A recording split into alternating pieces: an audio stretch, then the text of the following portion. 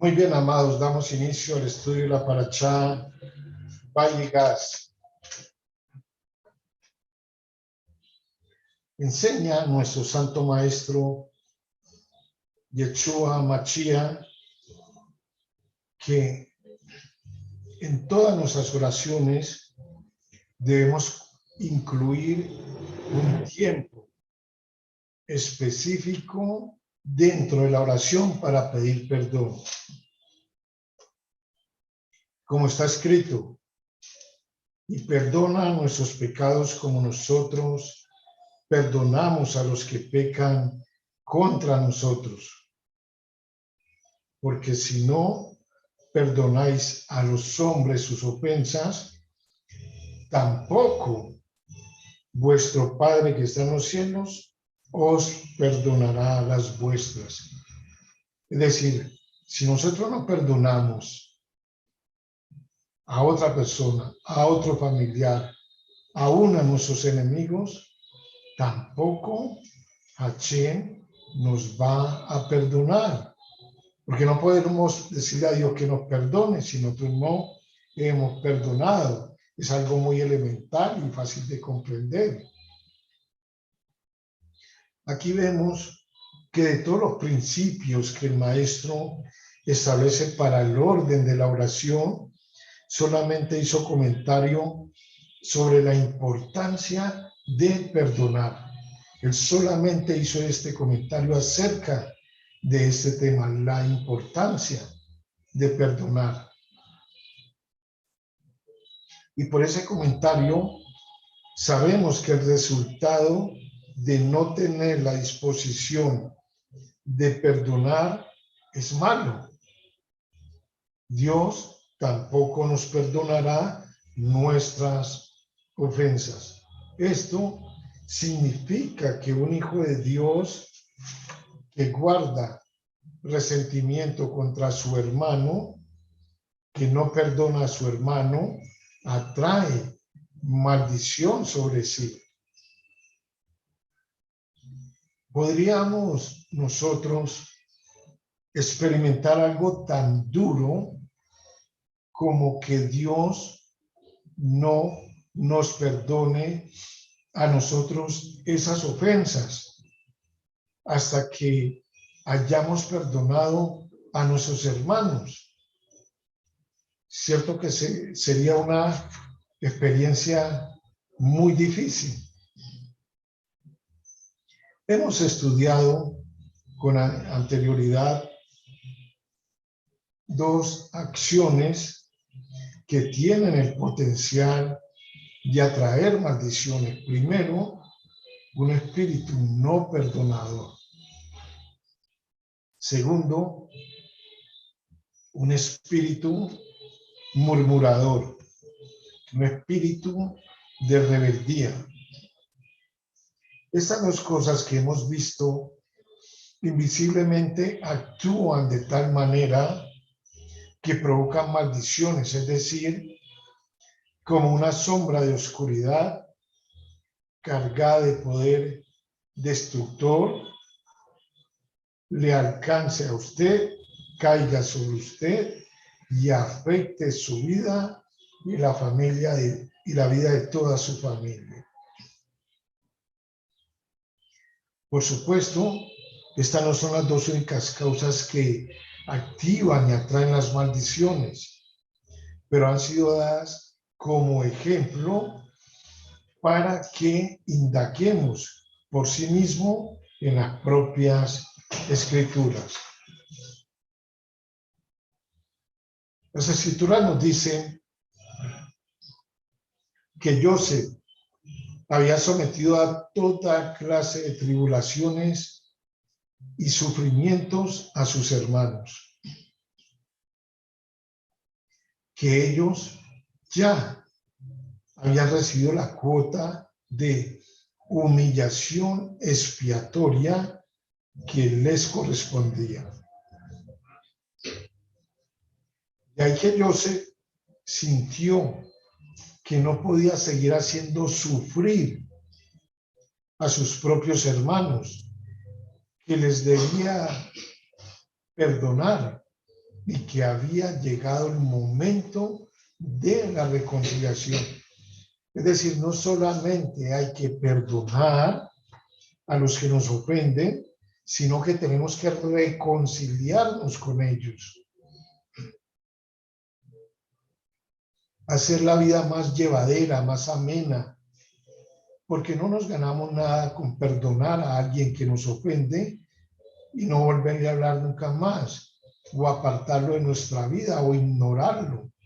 No, se trata es de perdonar y atraerlo, unirnos, para que esas circunstancias que nos apartaron no se vuelvan a presentar, para que haya un lazo más fuerte entre aquella persona y nosotros. Está escrito en el libro de Bereshit, Génesis capítulo 45, versículos 2 al 3, haciendo una referencia a José. Se lloró en voz alta. Oyeron los egipcios y oyó la casa de Faraón. Dijo José a sus hermanos: yo soy José. ¿Acaso está aún mi padre con vida? Ustedes se imaginan ese momento en que José se dio prácticamente a conocer a sus propios hermanos. Decirle: yo soy José, yo estoy aquí, estoy con ustedes porque Dios permitió de que todo lo que ustedes me hicieron fuera para grandeza. ¿Qué sucedió con los hermanos? Ellos no lograron responderle nada a José porque quedaron desconcertados ante él. Los hermanos de José se preocuparon en ese momento acerca de cómo iban a hacer para darle aquella noticia a su padre Jacob de que José estaba vivo y era el gobernante en ese momento de Egipto. Ellos tenían, los hijos de Jacob, que su padre entrara en un shock y que fuera difícil, que él de pronto no lo fuera a resistir.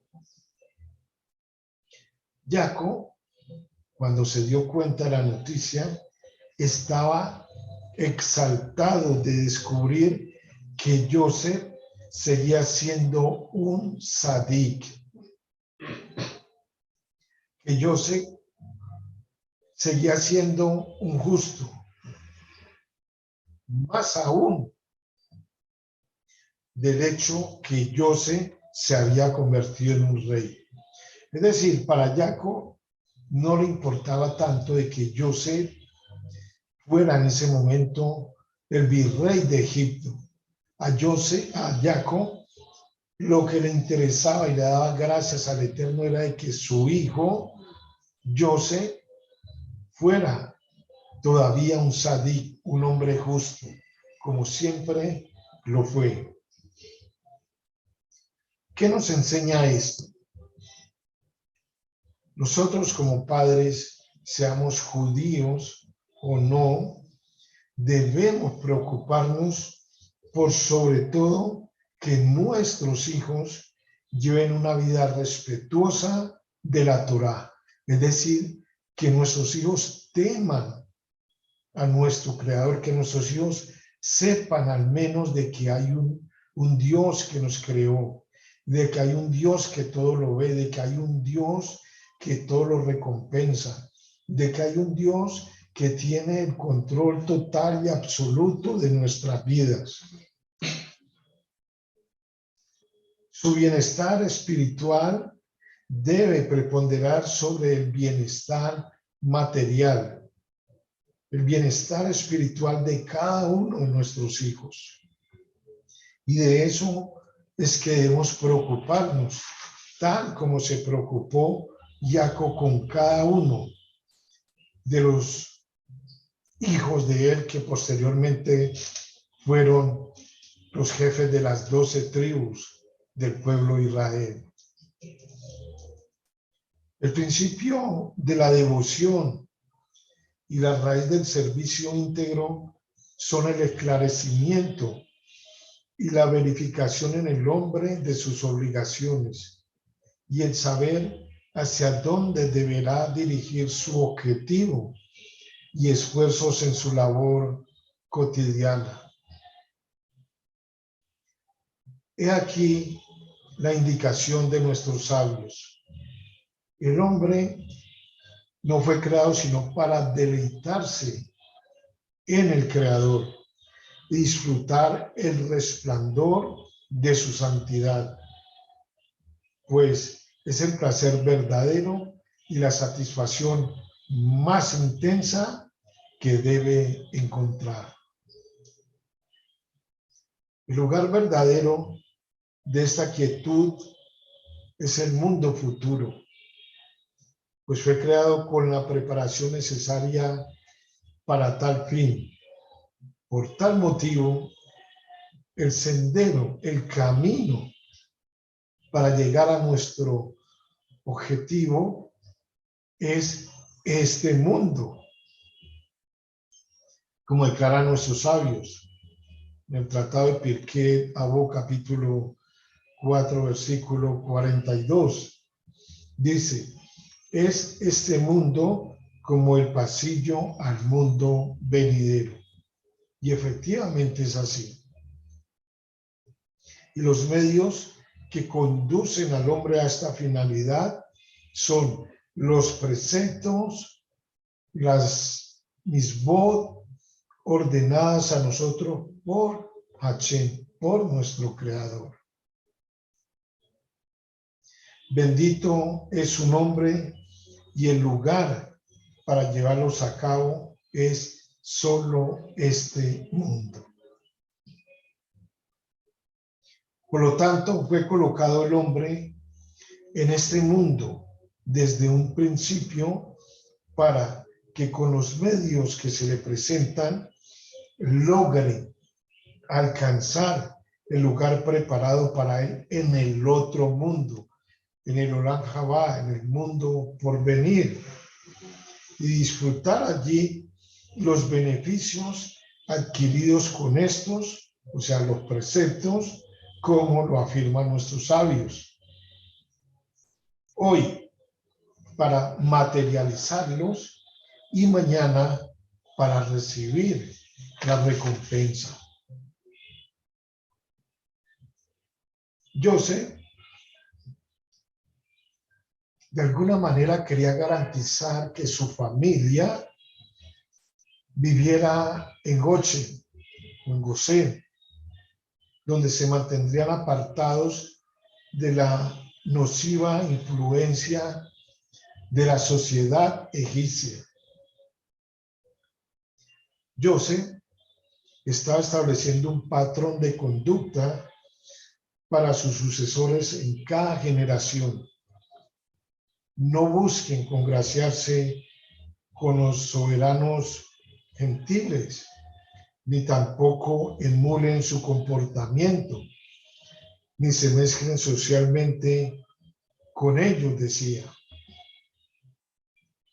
Consciente de que el faraón iba a querer reclutar oficiales y cortesanos de la brillante y talentosa familia en cuyo seno había nacido el virrey, Joseph aconsejó a sus propios hermanos, cómo responderle al rey, es decir, a Faraón.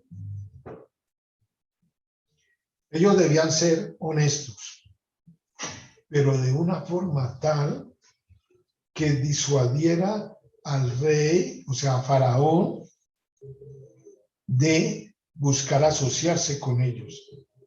El faraón era egipcio, ¿sí?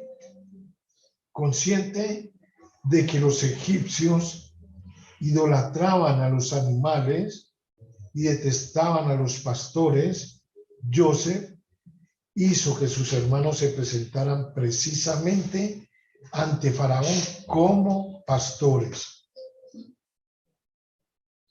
De ese modo, el Faraón rehuiría su compañía y dejaría que se asentaran en la tierra de Gosén o de Goshen, que era una región relativamente aislada. ¿Sí?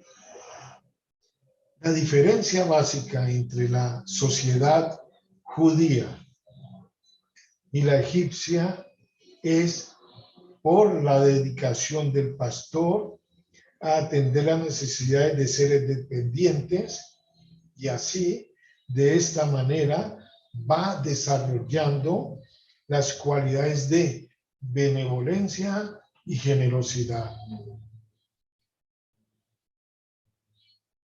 Y dado que sus posesiones son por naturaleza inestables, las posesiones de los pastores, el pastor aprende a no valorar demasiado las riquezas.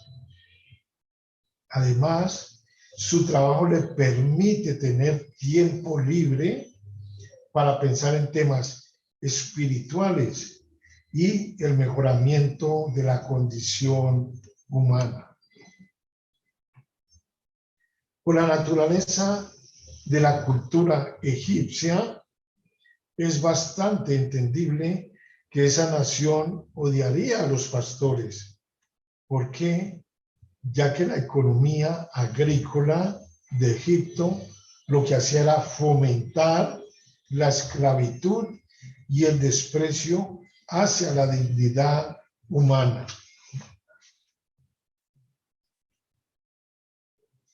¿Qué hizo Joseph? Él indicó a sus hermanos: cuando el faraón los convoque y les pregunte acerca de vuestra profesión, díganle que han sido pastores desde vuestra juventud. Digan que también fue la profesión de vuestro padre y que no están acostumbrados a realizar ningún otro tipo de trabajo. Enseña el Midrash que Faraón les asignaría una residencia lejos de la capital en la tierra de Gosén, porque los egipcios idolatran a las ovejas y por lo tanto aborrecen a los pastores. ¿Por qué prefirió Joseph que sus hermanos se asentaran en Gosén más que en la capital? El plan era el de segregar a los judíos de los egipcios, a fin de que ellos se asimilaran. Por lo tanto, sugirió que vivieran en áreas separadas de los egipcios. La tierra de Gosén poseía muchas áreas de pastoreo apropiadas también para su rebaño. Esa misma tierra era propiedad legal de los Bené Israel, es decir, de los hijos de Israel. Porque el faraón se le había obsequiado a su antepasada Sara. Joseph temía que si los judíos se asentaban en propiedades egipcias, los egipcios un día reclamarían que se asentaron en tierras que no les pertenecían y los iban a expulsar de allí, de ese lugar. Por ello, prefirió que los hermanos permanecieran en Gosén, que les pertenecía por derecho propio. Joseph eligió a 5 de sus hermanos que parecían menos fuertes que los demás. Él eligió a Rubén, a Simón, a Leví, a Isachar y a Benjamín, el menor. Y se lo presentó a Faraón. Deliberadamente le presentó las tribus más débiles para evitar que Faraón los enrolara en el ejército. El faraón les preguntó, ¿cuál es vuestra ocupación? Y ellos contestaron, tus sirvientes son pastores, como lo fueron sus padres. Estamos de visita en Egipto por un periodo corto de tiempo, pues el hambre en Canaán es agobiante y no hay pastoreo para el ganado. Por favor, permítenos recibir en la tierra de Goshen. El faraón le dijo a Joseph, la tierra de Egipto está ante ustedes, que se establezcan en la mejor parte de la misma, en Goshen. Ahora, perdón, viene una pregunta, ¿por qué comemos hierbas amargas, maror en la vestida de Pesa? El tallo de la lechuga es una de las verduras que pueden usarse como maror. Nos recuerda precisamente a los egipcios. Así como el tallo es suave y agradable en la parte superior, pero forma un bulto duro en la parte inferior, así los egipcios utilizaron palabras de consuelo al principio diciendo, establezcanse en las mejores tierras. Sin embargo, días posteriores, al final les amargaron sus vidas a los egipcios, a los hijos de Israel.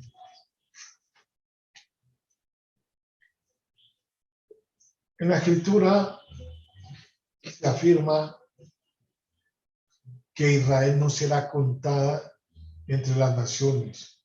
Está escrito en el libro de Bamidbar, Números capítulo 23, versículo 9. ¿Por qué? No porque no exista o porque algún día dejara de existir, sino porque es única, es la nación sacerdotal y es el alma del mundo. Lógicamente que en un sentido todas las naciones son elegidas y todos los hombres que vienen a esta tierra traen con su nacimiento una misión que cumplir. Y en ese sentido, todos son elegidos para esa misión. Pero no estamos hablando de ese tipo de elección cuando lo colocamos dentro del contexto que aquí estamos analizando. Por otro lado, la elección de Israel no es el rechazo del mundo, sino que es el medio de nuestro Creador para ganar el mundo. Si la salvación puede venir de los árabes, entonces por demás estaría Mashiach, quien dijo, la salvación viene de los judíos. Y esto está escrito en Yohanan, en el libro de Yohanan, capítulo 4, versículo 22, que encontramos en cualquier Biblia. Y estamos hablando del Nuevo Testamento. Estamos hablando de la gracia que hablan los gentiles. Entonces, si dice, está escrito que la salvación viene de los judíos, entonces, dedica un interrogante grandísimo. Entonces, no es este el caso que encontramos en la Biblia. Hashem entregó a Israel, su pueblo, como enseñó el apóstol Pablo, Rachaúl, que le entregó escritura, culto, ordenanzas, pactos, promesas, adopción, gloria, reino, salvación y a Mashiach. Todo esto vino a formar la cultura de Israel, la cultura de la Biblia, la cultura de la santidad, de la Torá. Solamente de Israel se puede decir eso, de nadie más. Lógicamente, toda cultura demanda una forma de vida, de cómo hacer las cosas, porque Hashem ha creado al hombre como un ser social y el hombre no puede vivir sin cultura que incluya nuestra fe, que incluya nuestros valores, nuestros festivales, nuestra religión. Sin una cultura, sin una historia que contar a las nuevas generaciones, una nación corre el peligro de ser asimilada y eventualmente perder su identidad.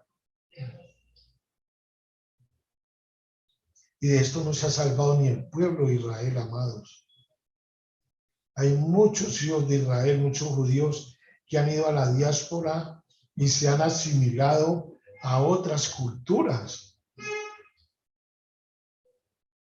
Entonces, no solamente debemos tener cuidado, tanto los hijos de Israel como nosotros, o como ustedes, los Benei Noah, ¿sí? Nosotros tenemos que tener cuidado porque muy fácilmente nos podemos asimilar en otra cultura, en otra religión, en otra forma de vida.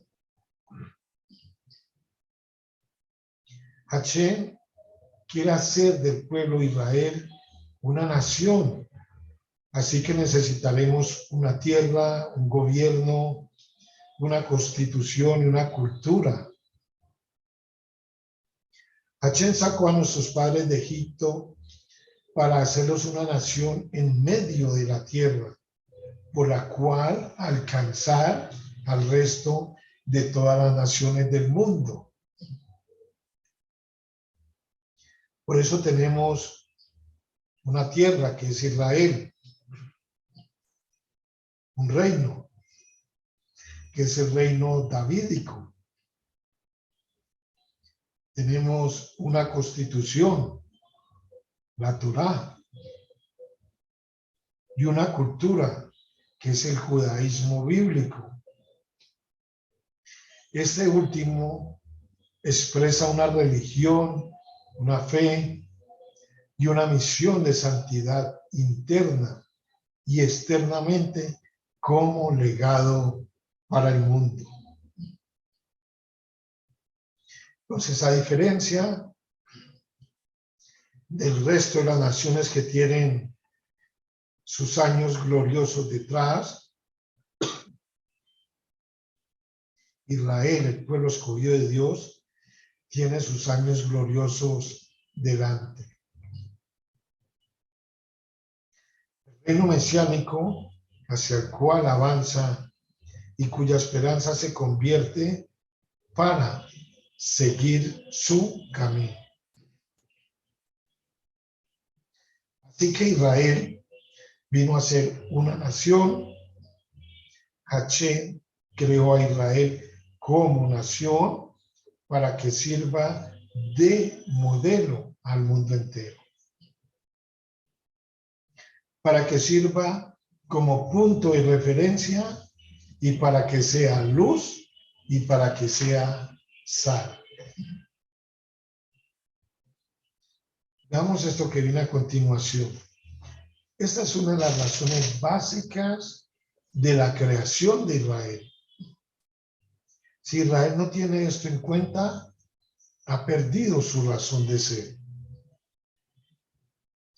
El propósito de Hashem es hacer de Israel como nación un instrumento de alcance, salvación y libertad para todas las naciones del mundo.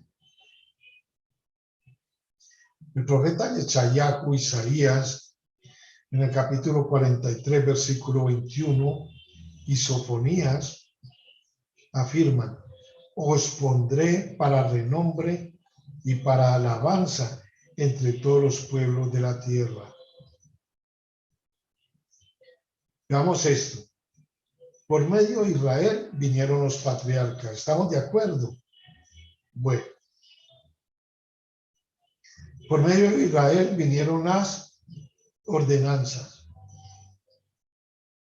Por medio de Israel vino la Torá. Por medio de Israel vinieron los profetas. Por medio de Israel vino la Biblia. Vino la Torá. Y por medio de Israel vino Mashiach. ¿Qué nación de la tierra ha producido esto? ¿Tomaremos el Corán como palabra de Hashem para nuestras naciones? Dios no lo permita. ¿Tomaremos el budismo como religión para nuestras naciones? Hashem no lo permita.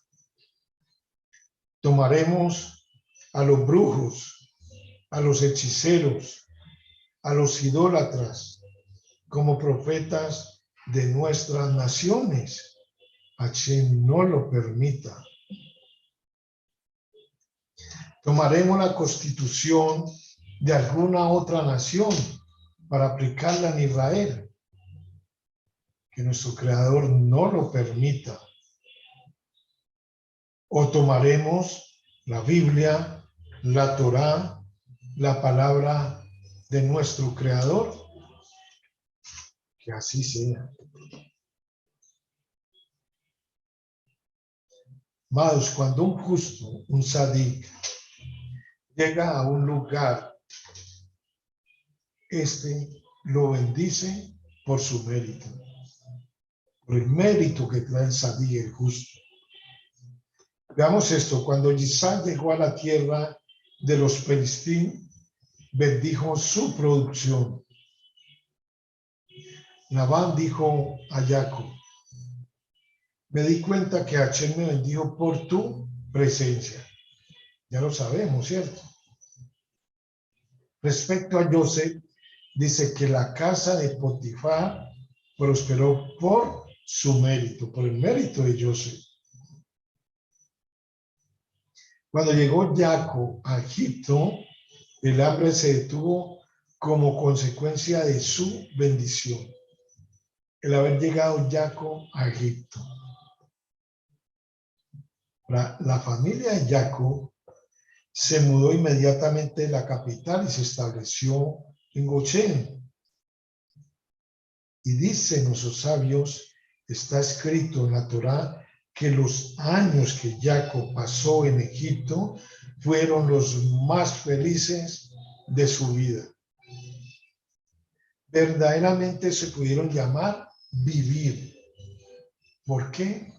Porque la Shekinah, la presencia divina de Dios Altísimo, estaba sobre él y estaba sobre sus hijos, las 12 tribus del pueblo de Israel. ¿Por qué? Porque la Shekinah lo había abandonado a él por la tristeza que le embargaba al creer que su hijo Joseph había muerto. Entonces, cuando él se encuentra nuevamente con Joseph, la Shekinah, la presencia de un Dios Altísimo, vuelve a morar en él. Joseph era el único poseedor de cereal durante los años de hambre en Egipto. No solo los egipcios tuvieron que dirigirse a él para su sustento, sino todos los demás países extranjeros también lo hicieron. Por ello, inmensas fortunas de oro, de plata, de todo el mundo se acumularon en los tesoros del faraón. Hasta allí se acumularon en los tesoros del faraón. ¿Qué sucedió? Hachín hizo que Egipto amasara una gran fortuna para cumplir con la promesa que le había dado anteriormente a Abraham, que los hijos de Israel dejarían el país con grandes riquezas. Toda esta fortuna fue almacenada para que los Bené Israel se la llevaran en el éxodo de Egipto hacia la tierra prometida. José tomó una parte de la fortuna que había acumulado y la dividió en 3 partes, enseña el Midrash. Luego la enterró en distintos lugares. Estos 3 tesoros fueron encontrados en tiempos posteriores. Dicen los sabios que una parte cayó en manos de Cora. Recuerdan a Cora, ¿no? Que se lo tragó la tierra. Y como consecuencia se convirtió en una de las personas más acaudaladas de la tierra. Una parte fue encontrada por el emperador romano Antonino, quien utilizó dinero para ayudar a los judíos. Y otra parte sigue aún escondida. Será recuperada y disfrutada durante los tiempos de Mashiach. Los egipcios gastaron todo su dinero en la compra del cereal. Se había escaseado aún en Egipto. Cuando se agotaron sus ahorros, vendieron los caballos, las ovejas, las mulas, todo se lo vendieron a José. El segundo año de hambre fueron a José y le dijeron: lo único que nos queda son nuestros cuerpos y nuestra tierra. A cambio de cereal seremos tus esclavos y te entregaremos nuestros bienes para que nosotros y nuestros hijos no muramos de hambre. José, de esta manera, adquirió todas sus tierras para Faraón. De allí en más, los egipcios asumieron la condición de meros arrendatarios que pastoreaban en las tierras del faraón y debían entregarle una quinta parte de toda la cosecha. Pero aquí debemos de hacer alguna pregunta. ¿Cuál era el interés de José en entregarle a Faraón, que era egipcio, una quinta parte de la producción de los egipcios? Amados, nosotros tenemos que ser agradecidos con todas las personas. Agradecidos con todas las personas que nos hacen el bien. De esta forma, José estaba retribuyendo al faraón por 5 bondades demostradas por él mismo. O sea, por faraón a José. El faraón había ataviado a José con vestimentas reales. ¿Recuerdan eso? Le había regalado un collar dorado de oro.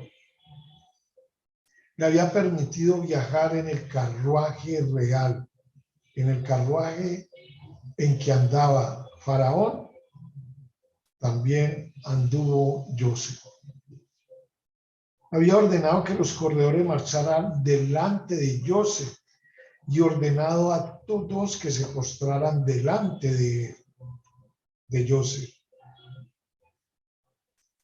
Y lo había nombrado virrey sobre todo Egipto. ¿Qué nos enseña José aquí?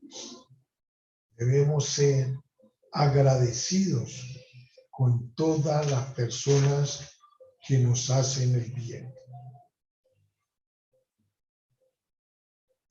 Esta parashá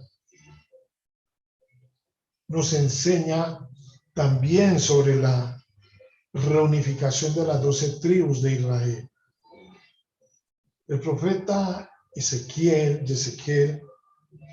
al igual que el profeta Irmiyahu, Jeremías, fueron uno de los principales profetas de la época de la destrucción. Y de hecho siguió a sus exiliados hermanos a Babilonia.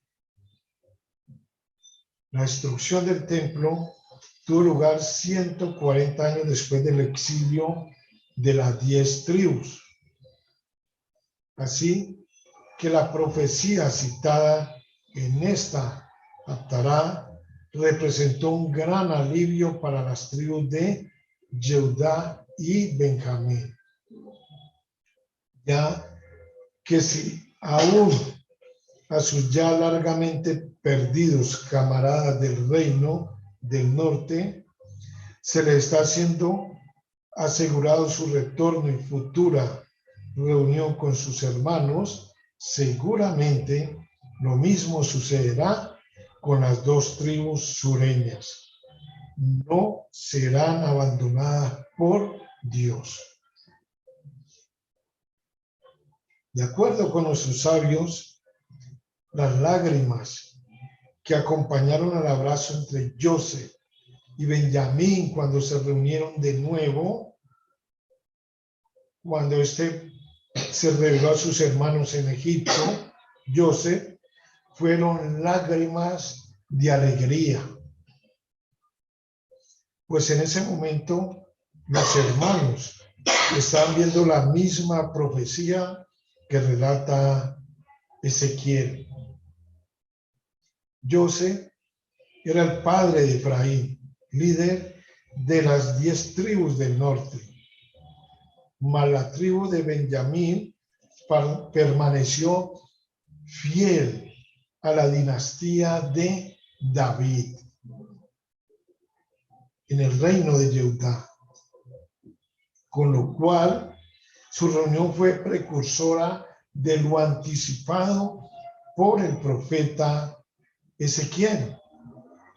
La Haftará continúa aclarando qué tipo de nación unida serán las 12 tribus en el futuro.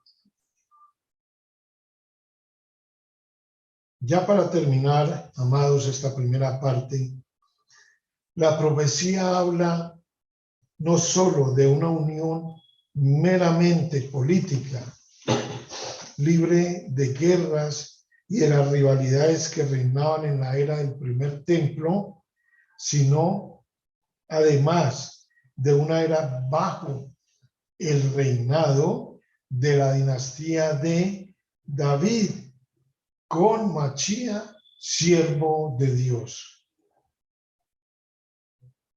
que unirá al pueblo en su fidelidad a la Torá. La idolatría no estará más entre el pueblo y el templo estará en pie. Ese templo que nosotros con fe y con emuná, alguna de ustedes, de las personas que conforman esta comunidad, han bendecido recientemente enviando una cantidad de dinero para todo lo que se va a utilizar en la construcción del tercer templo. Entonces, el patrón de vida será la obediencia a las leyes de la Torá, y el resultado será que el mundo entero sabrá que Hashem es Dios. Shalom, shalom.